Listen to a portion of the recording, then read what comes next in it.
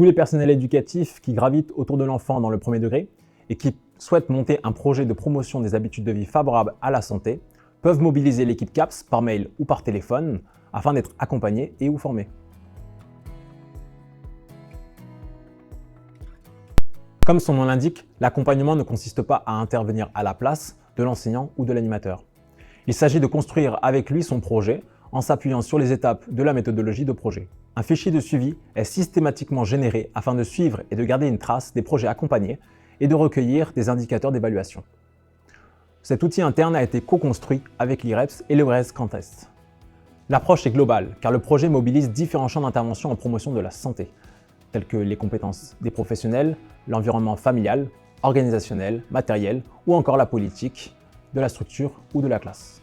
Puisque les habitudes de vie sont dépendantes les unes des autres et que c'est bien la combinaison de leurs effets qui influe sur l'état de santé, l'équipe CAPS encourage fortement de travailler différentes thématiques parmi l'alimentation, l'activité physique quotidienne, le sommeil, l'usage raisonné des écrans et le bien-être. Par exemple, un usage intensif des écrans peut entraîner différentes problématiques sur le sommeil, autour du grignotage et de la sédentarité.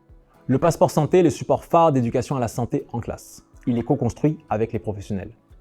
Il a pour vocation d'informer l'élève, de l'inviter au questionnement, puis à l'action. Il contribue au renforcement des compétences psychosociales.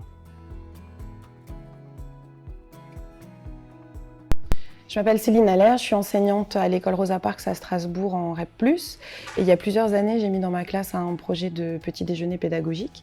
Et il me manquait des notions et des connaissances en valeurs nutritionnelles et pour tout ce qui concerne l'équilibre alimentaire. Et dans ce cadre-là, j'ai pu travailler avec l'équipe de CAPS qui m'a beaucoup aidée, qui m'a apporté des ressources.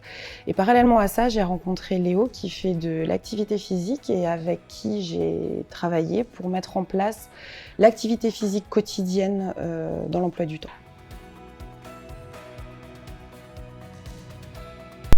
Lors du rendez-vous, l'enseignante Madame Allaire a indiqué la nécessité de contribuer à l'éducation nutritionnelle des élèves de sa classe.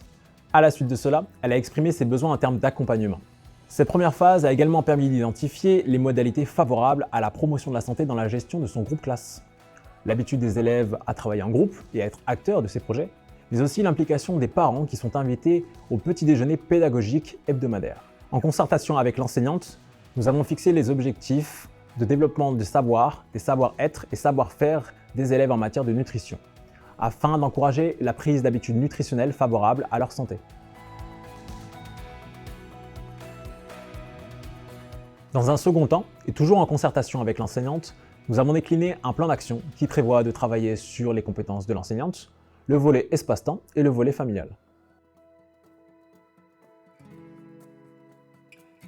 Pour préparer ces ateliers, nous avons construit une séquence de travail pour chacune des thématiques traitées à partir de notre outil phare, le passeport santé. Cette séquence ainsi que les annexes liées à celle-ci ont été envoyées à l'enseignante en amont pour que les élèves puissent travailler dessus avant les ateliers.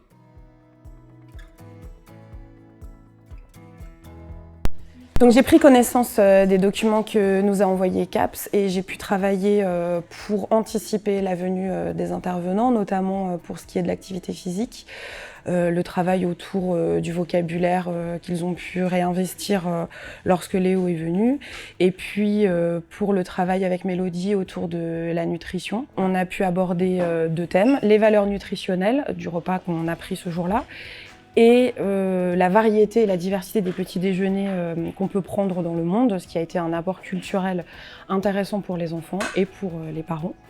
Avec Léo, on a travaillé autour de l'activité physique quotidienne. Donc les enfants ont pu comprendre comment on construisait une séance d'activité physique.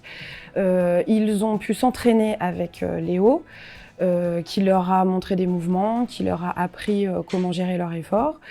Et ensuite, ils ont pu s'entraîner entre eux et construire leur propre routine. Et moi, en tant qu'enseignante, c'est ce qui m'intéressait, puisque en visant l'autonomie de mes élèves, j'ai utilisé les ressources apportées par CAPS au service de justement les enfants et de leur autonomie.